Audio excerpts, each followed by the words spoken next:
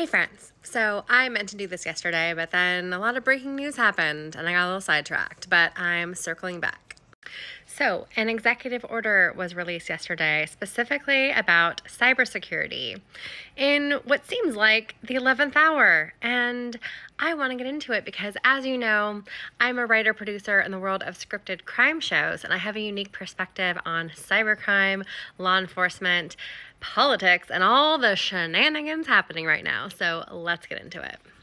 So here is the executive order released on January 16th, and it was actually an update to an EO that was released in 2021, and there are some interesting additions to this one that we should talk about. So Section 9 is new, and it is about additional steps to combat significant malicious cyber-enabled activities. Interesting timing to add that into an executive order.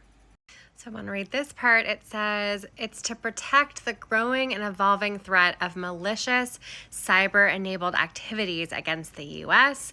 and U.S. allies and partners, including the increasing threats of foreign actors of unauthorized access to critical infrastructure, ransomware, and cyber-enabled intrusions and sanctions evasion. We really need to pay attention to cyber-enabled intrusions. Right there. That's going to be key. So this EO basically gives permission to the Secretary of the Treasury to impose sanctions on any individuals who do the things that I just mentioned, or any entities involved in cyber-related malicious activity. So that'll be interesting. So then it lists all the types of cyber crimes, essentially, that these sanctions can cover. And this one definitely caught my attention.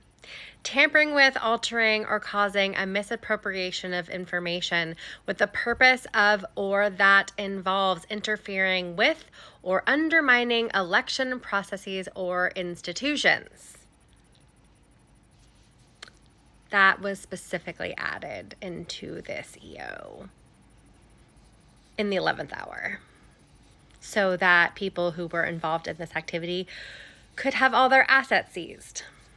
So just keep that in your head. Also, separate subject, but also related. Today, there was a joint statement by the G7 about the Cold Countries Influence Campaign, which of course, as we know, also involves cyber. I will move so you can pause to read. This is the most important part of the statement.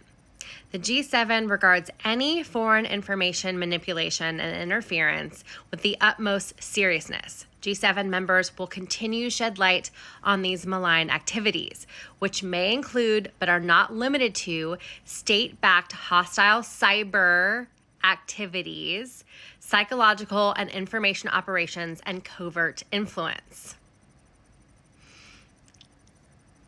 There's already a bunch of these countries who have already said that their competitions have been interfered with. So I think we're just waiting for the other shoe to drop. I think the timing of those two things, they are pointing us in the direction that we all think this is going. There's a reason why he put out that executive order, and there's a reason why the G7 put out that statement. And they're going to back us when the other shoe drops, because they are already experiencing the same thing that we have been. So I am, as always, sending you love, sending you solidarity, and I will see you in the next one. And please go subscribe to my YouTube. It looks like this app is going to be going away, and I don't want to lose all of you. So I will be continuing to post there if this gets shut down. So please go subscribe. It's the same username I have here, Kate the Sarge 22, and the link is in my bio. I will see you in the next one.